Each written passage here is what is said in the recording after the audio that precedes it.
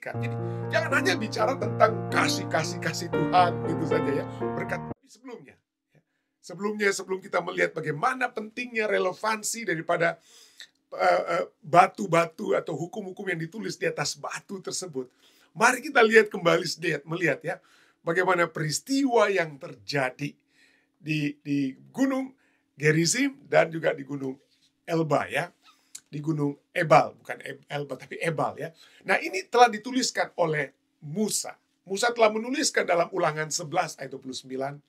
Jadi apabila Tuhan Allahmu telah membawa engkau ke negeri yang engkau masuk untuk mendudukinya. Musa tidak akan masuk bersama-sama mereka, tapi dia sudah dinyatakan sebelumnya. Pada saat kamu masuk ke negeri tersebut untuk mendudukinya, maka haruslah engkau mengucapkan berkat di atas Gunung Gerizim. Jadi berkat di atas Gunung Gerizim itu ada ini, lihat ya, di tempat ini sekarang ya. Nabulus kota sekarang, tapi dulu di kota Sikem ya.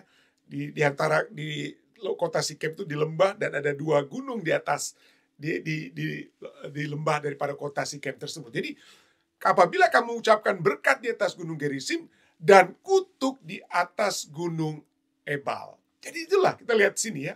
Ada dua gunung ya. Ada dua gunung di kota Sikem ya. Di kota Sikem. Jadi Gunung Gerizim, orang-orang Israel ada 6 suku akan berada di situ. Ya, ada 6 suku yang akan berada di situ. Dan di atas Gunung Ebal atau di Gunung Ebal itu ya, akan ada 6 suku. Jadi kalau bilang sekitar 1 juta orang dengan kata lainnya. Nah, jarak antara kedua gunung tersebut itu kalau kita lihat saat ini adalah kurang lebih 1 mil atau 1,6 kilometer. Jadi kalau 1 juta orang di situ ya, sambil mereka mendengarkan seperti ini, seperti amphitheater ya. Tempatnya amphitheater, jadi suara itu dapat apa? Orang bicara itu kalau cukup keras itu maka bisa kedengaran oleh orang yang duduk di atas. Kan suara itu biasanya naik ke atas begitu ya. Jadi disinilah disinilah kita bisa melihat keadaan tersebut. Dan pada saat Yosua masuk, dipenuhilah apa yang telah diperintahkan oleh Musa tersebut ya. Dalam Yosua 8 ayat 33. Seluruh orang Israel dikatakan di sana. Seluruh orang Israel itu berdiri sebelah menyebelah tabut ya, berhadapan dengan para imam yang memang suku Lewi,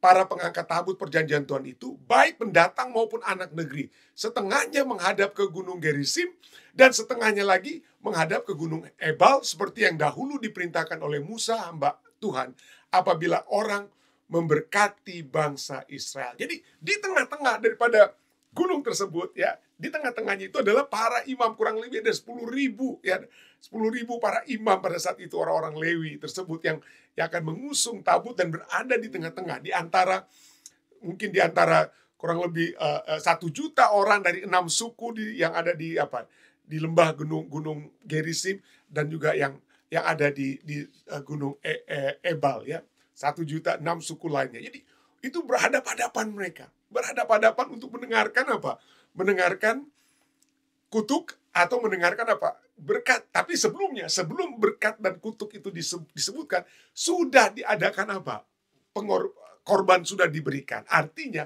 mereka sudah menerima pengampunan dari Tuhan. Tetapi mereka diingatkan kembali kalau mereka tidak setia kepada Tuhan, tidak setia kepada yang ada di tengah-tengah mereka, firman Tuhan tersebut ya, hukum Tuhan tersebut, maka mereka akan menerima berkat kalau menurut, atau kutuk kalau mereka tidak menurut.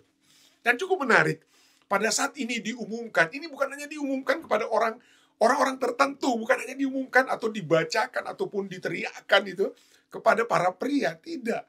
Ada keseimbangan dan ada inklusivitas ya. Cukup menarik kalau kita lihat ya, dalam kisah Yosua 8 ayat 30 sampai 35 itu menunjukkan pentingnya keseimbangan, ada balance ya. Balance dan inklusivitas dalam ibadah yang mulai kita lihat hingga pada saat ini. Apa maksudnya balance, keseimbangan? Nah, keseimbangan itu bisa kita lihat ada 2 poin ya. Pertama, ada persembahan kepada Tuhan. Jadi sebelum ada pendengaran pembacaan firman Tuhan, ada persembahan yang diberikan, korban bakaran yang diberikan. Jadi dalam ibadah itu selalu bukan hanya mendengarkan firman Tuhan, tapi harus kita membawakan apa? Persembahan kepada Tuhan. Harus ada penyangkalan diri, keyakinan bahwa segala berkat yang Tuhan sudah berikan, dengan kata lain untuk saat ini ya, persembahan itu dalam bentuk apa yang dapat kita kembalikan kepada Tuhan melalui persepuluhannya, atau tanda-tanda syukur kita melalui apa? Persembahan-persembahan yang kita berikan. Jadi itu adalah bagian daripada ibadah. Jadi bukan hanya mendengarkan firman Tuhan, tapi juga ada persembahan kepada Tuhan, dan akan ada juga pendengaran akan firman Tuhan. Lalu keseimbangan lainnya adalah pada saat pendengaran firman Tuhan, ya ada itu, ada dua hal, ada berkat dan ada apa? Kutukan. Artinya untuk saat ini kalau kita mau boleh katakan kita mau relevansikan. Jadi jangan hanya bicara tentang kasih Tuhan gitu saja ya, berkat-berkat Tuhan, tapi kita juga harus membahas tentang apa? Apa yang Tuhan kehendaki daripada orang yang dikasihinya. Tuhan mengendaki ada keadilan yang akan Dia jalankan kepada orang-orang yang tidak menurut. Jadi harus ada balance di sini.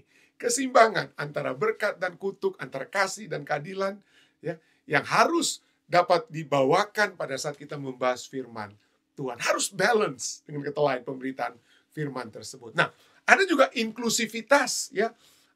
Segala sesuatu itu apa? Ada inklusivitas. Artinya pada saat peristiwa ini dalam Yosua 8:30-35 kita lihat bukan hanya kelompok-kelompok tertentu, bukan hanya kaum pria, tapi seluruh Israel, ayat 33, dan seluruh Israel bukan hanya itu, adalah orang-orang asing maupun orang Israel asli yang bersama-sama pada saat itu. Kenapa? Karena pada saat mereka keluar dari Mesir, bukan hanya orang Israel asli yang keluar dari Mesir, ada juga orang-orang Mesir mungkin yang bersimpati, yang juga ikut, mungkin sudah menikah juga dengan orang-orang Israel, jadi mereka juga keluar. Jadi, tapi semua orang itu harus beribadah, ya, harus sama-sama beribadah. Siapa yang beribadah, laki-laki atau perempuan? Semua, baik laki-laki dan wanita, baik pria dan wanita. Ayat 35. Siapa? Apakah hanya orang dewasa yang beribadah? Tidak. Anak-anak kecil sekalipun. Ya, ayat 35. Jadi semua ibadah itu harus seimbang dan harus menyeluruh. Harus ada inklusivitas di dalam ibadah tersebut. Dan kalau kita lihat pusat daripada ibadah di sini adalah apa yang Yosua tulis di atas batu. Ya. Apa yang Yosua ditulis di atas batu.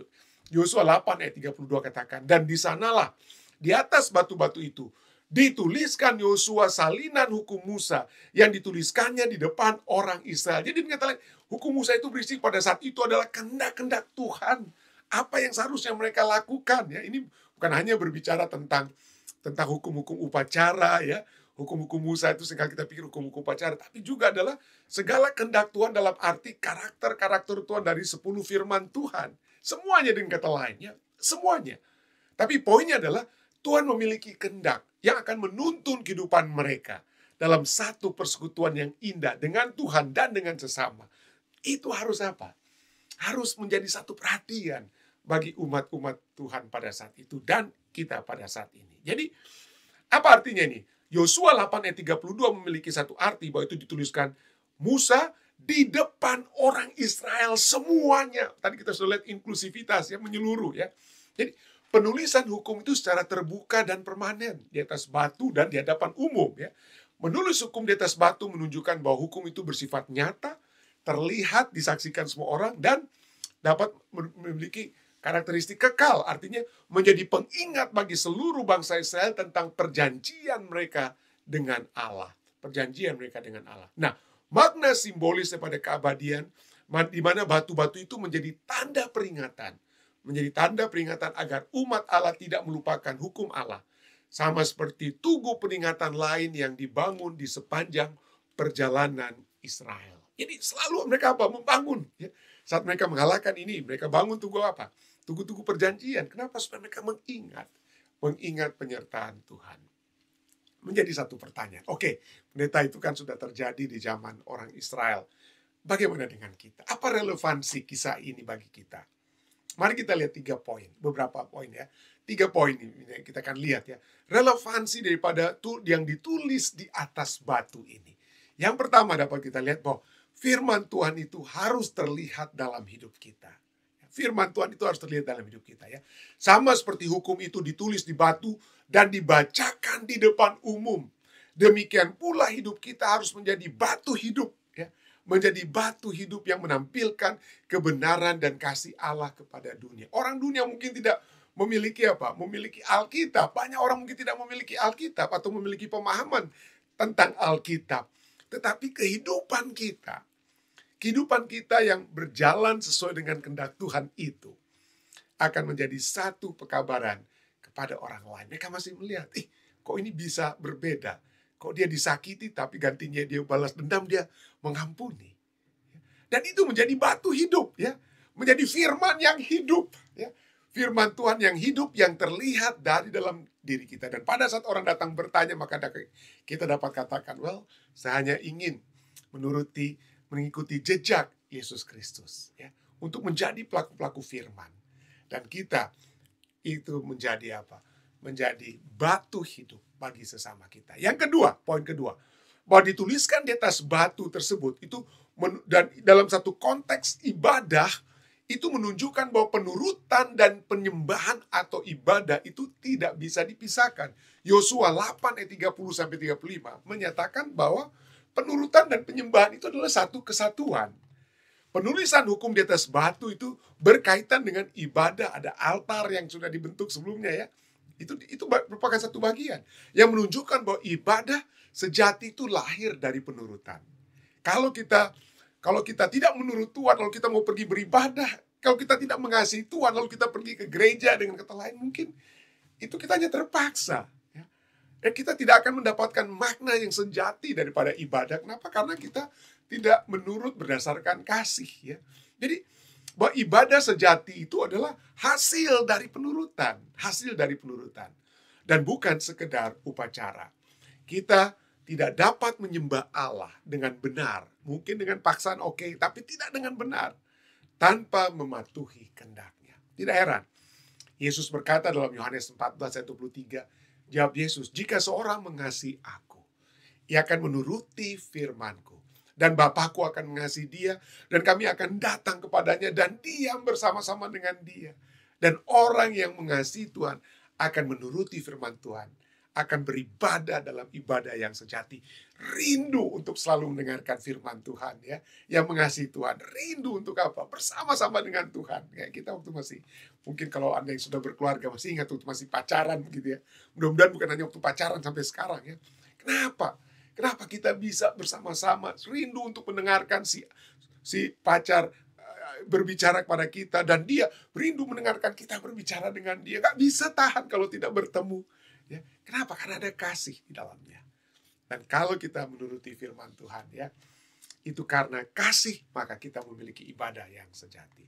Poin terakhir bahwa tulisan di batu itu menjadi satu pengingat agar kita tidak melupakan perjanjian. Kita adalah Israel rohani. Kita adalah umat-umat pilihan Tuhan. Ya, umat-umat pilihan Tuhan. Dan tulisan di batu ini menyatakan, ya, bagaikan di zaman Yosua, ya, mengingatkan bahwa kita itu mudah lupa. Kita seringkali mudah lupa. Tapi jadi apakah relevansinya bagi kita? Ya, kita harus tulis di batu. Bagaimana caranya itu ditulis di batu? Segala perjanjian Tuhan, kasih Tuhan, kehendak Tuhan yang dapat selalu kita ingat. Maka kita juga perlu batu-batu peringatan. Batu-batu peringatan rohani. Bagaimana caranya? Supaya tidak lupa. Maka kita harus buat peringatan demi peringatan. Seperti pelajaran kita tadi malam, ya. Kita harus memiliki mengambil prioritas utama dalam kehidupan kita pada saat kita bangun pagi-pagi, pada saat kita melakukan sesuatu terlebih dahulu. Jangan langsung dengan hal-hal yang lain. Tapi mari kita tulis kasih kita kepada Tuhan di atas batu. Tulis firman Tuhan itu di atas batu. Tulis hubungan kita dengan Tuhan itu di atas batu. Dengan cara apa? Dengan kita berdoa. Dengan ibadah pagi kita, penunggu pagi atau penunggu malam, ya. Ibadah dengan keluarga. Perenungan firman, ya. Agar pada saat itu kita lakukan, maka kita akan terus-menerus ingat akan kasih Tuhan dan perjanjian yang Tuhan sudah berikan kepada kita sebagai anak-anaknya. Jadi kita menulis batu artinya setiap hari kita memiliki hubungan dengan Tuhan. Dalam doa, dalam perenungan akan firman Tuhan, dalam mengikuti acara ibadah seperti kita saat ini, ya. Disinilah kita akan terus-menerus mengingat kasih Tuhan, janji-janji Tuhan, penyertaan Tuhan. Dan Ketahuilah janji Tuhan adalah pada saat kita memiliki satu hubungan dengan Dia, di tengah masalah sekalipun, Dia dapat tetap memberikan damai dan sukacita surga kepada kita. Kiranya ini dapat menjadi bagian kita semua ya.